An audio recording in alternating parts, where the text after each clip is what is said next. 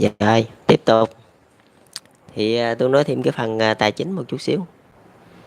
Thì trước mắt là tôi nói về cái sàn giao dịch tài chính mà tôi vừa mới yêu cầu chính phủ làm. Cách đây là chừng khoảng mới mấy tháng thôi. Mới tầm cỡ khoảng 4-5 tháng thôi. Còn tôi nói về cái phần cái đồng Bitcoin là cái đồng tiền ảo đó. Thì hiện tại cái đồng tiền ảo đó là nó học theo cái mô típ của Liên minh châu Âu, là xài cái đồng tiền chung. Mà các anh chị lại muốn nâng lên cái tầm công nghệ, là mình phát triển cái đồng tiền ảo đó để mà giống như tiêu dùng đồ này kia người ta xài bằng cái đồng tiền ảo đó. Nhưng mà nói thiệt, mà nói trắng ra luôn, ở một cái công ty gọi là về công nghệ á, thì họ không thể nào mà đầu tư tiền bạc được ở trong đó, không thể nào mà đầu tư tiền ảo được. Nó rất là khó mấy cái chuyện đó, và nó như một cái bong bóng vậy thôi. Là nó cũng lại nó lại không có tạo ra được một cái thành quả phẩm gì hết trơn á. Nhưng mà nó lại không có vững chắc, nhưng mà nó lại nắm được cái phần tiền của người ta, nên nó rất là khó được người tiêu dùng mà người ta chấp nhận.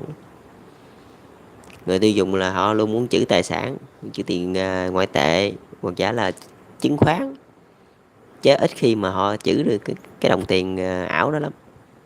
Tại vì đã nói nó ảo rồi thì mà tiền mà ảo thì ai mà trữ để làm cái gì?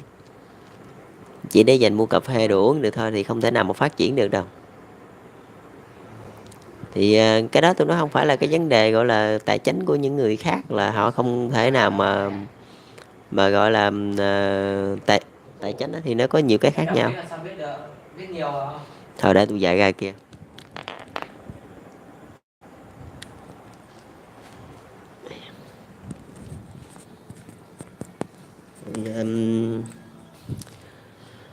Đang nói mà có mấy đứa nó nói chuyện rồi, thôi tôi dạy ra đây. Thì tôi nói một chút xíu về cái vấn đề cái đồng tiền ảo đó, để mà anh chị mà duy trì được nó đó, thì các anh chị nên đó là phát triển theo cái lối là tập trung hơn.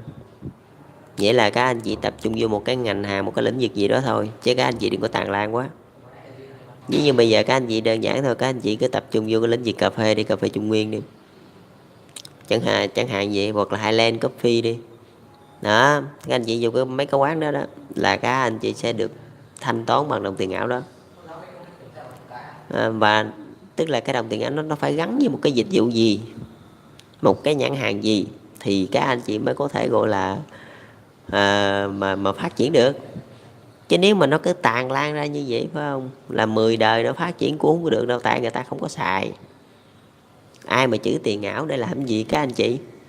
Người ta sẽ không đầu tư về cái đó rồi đó. Cái đó chỉ dành cho tiêu dùng thôi, mà tiêu dùng là tiêu dùng cái ngành hàng gì, nó phải rõ ràng cái phần đó ra mới được, thì các anh chị mới có người dùng. Chứ không thôi tôi thấy ở Việt Nam không ai xài mấy cái đó đâu, phải không? Tại vì các anh chị nắm quá nhiều rồi, mà các anh chị chỉ là một cái công ty công nghệ thôi, chứ đâu phải là công ty tài chính. Mà nếu mà các anh chị là công ty tài chính thì các anh chị gửi bao nhiêu ở ngân hàng trung ương Việt Nam nè, để các anh chị đầu tư vô đây đi, các anh chị gửi bao nhiêu tiền vô đó để các anh chị bảo lãnh. Các anh chị lại không có kê khai gạch rồi mấy cái chuyện đó, phải không? Mà nếu mà đụng tiền bạc là các anh chị phải kê khai gạch rồi à.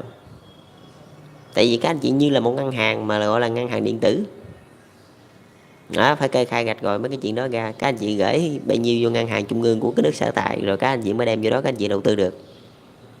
Thì cái vấn đề mà cái sàn giao dịch tài chính mà tôi nói là mỗi nước là có một sàn riêng, không nước nào dính nước nào hết trơn á.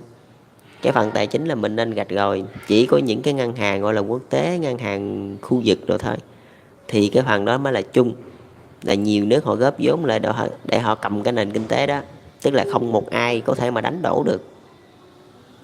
Còn những cái sàn nhỏ lẻ, những cái đồng tiền nhỏ lẻ nên làm mỗi nước riêng, không có chung. Cái đó là không chung, mà chính phủ người ta sở tại người ta không có cho chung đâu, thậm chí người ta cho các anh chị đầu tư vô đó mà người ta không cho ra xài. Rồi đây các anh chị làm gì, nhớ không? Thì buộc lòng các anh chị phải, một mặt là các anh chị phải gửi tiền vô ngân hàng trung ương để mà các anh chị đảm bảo. Cái mặt thứ hai á, mà tôi tin rằng là các anh chị đầu tư vô đây, các anh chị đầu tư ngân hàng điện tử thì chắc chắn là chính phủ người ta phải bắt các anh chị bỏ tiền vô đó rồi, để mà gọi là à, gì đó là kiểu như là tăng cái uy tín rồi. Tức là các anh tiền bảo lãnh đó, là chính phủ đã bắt các anh chị bỏ tiền vô đó rồi, nhưng mà các anh chị vẫn không có khách. thậm chí lên đài truyền hình luôn quảng cáo ầm ầm luôn, phải không, gây ra những cái phi vụ rồi gọi là chấn động luôn, mà vẫn không có khách, vẫn không có người xài. Tại vì sao? Tại vì người ta không thể nào mà chữ tiền ảo các anh chị, người ta không có chữ cái đó đâu. Những cái sàn giao dịch tài chính của các anh chị đã làm ra biết bao nhiêu mà không ai xài. Tại vì sao? Tại vì các anh chị tàn lan, không có nào dính với nào. Các anh chị mua tiền ảo là các anh chị thậm chí có mua được cái nhà, nhưng mà cái nhà tôi bán tôi lấy tiền mặt chứ tôi đâu có lấy tiền ảo, phải không? Tôi bán tôi lấy tiền đô, tôi bán tôi lấy vàng, phải không? Hoặc là tôi bán tôi lấy cái nhà khác, tôi đổi nhà với nhau, chứ làm gì có vụ mà các anh chị đem tiền ảo ra đây kêu tôi bán cái nhà cho dễ ăn lắm. Không có cái chuyện đó đâu, không ai bán đâu. Chỉ để dành cho tiêu dùng tầm bậy tầm bạ rồi thôi thì được. Mà tiêu dùng là tiêu dùng cái gì mới được chứ. Nhiều khi mua ly cà phê, phải không, 20-30, 50-70 thôi người ta mua được, phải không? Mua bộ đồ mấy chục triệu ai mà mua, phải không? Mua Louis Vuitton đó, phải không? Hay là Chanel đó, một cái áo bao nhiêu tiền, một cái bị bao nhiêu tiền, ai mà mua bằng tiền ảo hả các anh chị? Cái tiền ảo đó là không mà gói gọn, không là không có đất sống đâu. Không phát triển được đâu vậy đó. Chỉ dành để dành uống cà phê, mua mấy chai giống như Coca, Pepsi rồi vậy đó thì được đó. Nhưng mà cái quan trọng á, là mua ở chỗ nào mới được, chứ các anh chị chưa có cái định hình rõ rất là rệt cái chuyện đó. Mà các anh chị bên nước tư bản, các anh chị nghĩ là cứ phát triển gì vấn đề tài chính, mà tôi biết các anh chị muốn thâu tóm tài chính từ rất lâu rồi, nhưng mà các anh chị làm không có được đâu. Chỉ những ngân hàng lớn đó đó, Worldbank rồi đó, IMF rồi đó, mà chúng tôi sẽ cổ phần vô đó thì mới gọi là cái đó, nó gọi là cái chung. Cái đó nó giữ cái sự bình ổn của kinh tế thì mới được. Còn những cái đồng tiền mà Bitcoin này thôi thì thôi, chỉ để dành mua cà phê uống thôi, chứ cũng không phát triển được. Còn những cái sàn giao dịch mà tôi nói với các anh chị đó là cái nơi người ta trữ ngoại tệ, đó là tài sản nha các anh chị, chứ không phải là tiền ảo đâu ạ. Cái đó là trữ ngoại tệ 100%. Giống như Vietcombank đi, bữa nay Vietcombank của Việt Nam rao bán là 500 triệu đô la, với cái giá tỷ giá hồi đó đó là 22.200. Ai mua, ai mua thôi, đấu giá đàng hoàng đó. Hoặc là một cái nhà đầu tư nào đó rao bán 100 triệu đô la với giá bao nhiêu tiền đó, không, tùy theo giá rẻ mắc là tùy theo nhà đầu tư thôi, tùy theo nhà ngân hàng thôi, người ta rao bán tiền mặt, thấy không? Chứ không có cái vụ mà tức là mình mua cái đó là cái tiền đó nó chuyển vô tài khoản mình luôn. Cái đó là cái sàn giao dịch tài chính là nó là như vậy đó, chứ nó không phải là cái đồng Bitcoin. Tại Bitcoin mua cũng không có được cái gì đó, chỉ là một cái đồng tiền ảo thôi. Mà đồng tiền ảo đó lại không mua được nhà, nó lại không mua được cái chiếc xe hơi, không mua được mảnh đất, thì người ta chữ cái đồng tiền ảo đó để làm cái gì? Người ta chỉ chữ để dành mua cà phê uống thôi đó. Mà mua cà phê là mua cà phê cái nhãn hàng nào chấp nhận cái đó, thấy không? Cái đó thanh toán sao với người ta, giống như để cà phê Trung Nguyên, Highland rồi đó, cái nhãn hàng nào chấp nhận cái đó mới được.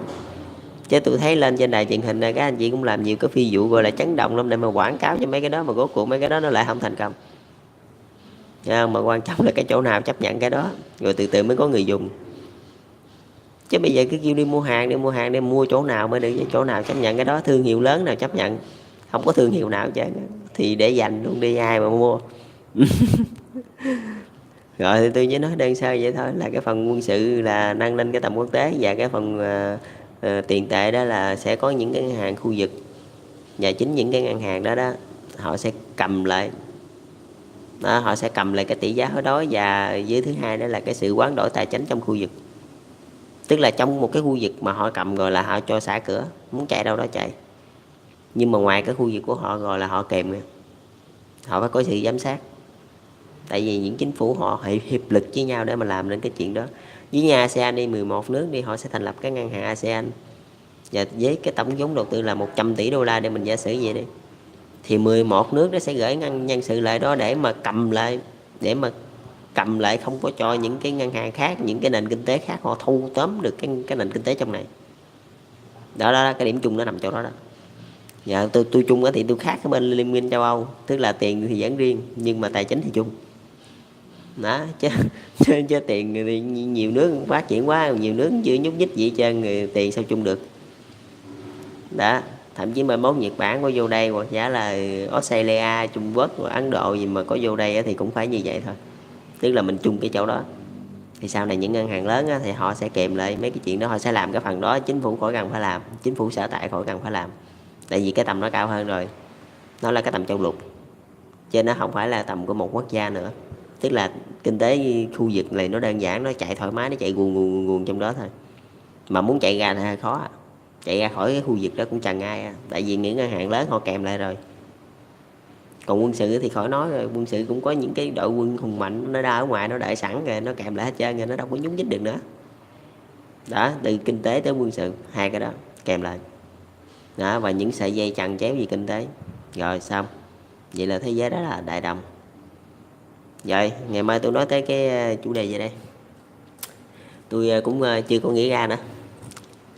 Thì đúng rồi, ngày mai là sẽ nói tới cái vấn đề gọi là chủ đề thành phố thông minh, công nghệ xe hơi tự lái. Cái đó được rồi nha. Được rồi, ngày mai tôi sẽ nói tới thành phố thông minh và công nghệ xe hơi tự lái. Chào các anh chị, chúc các anh chị thành công.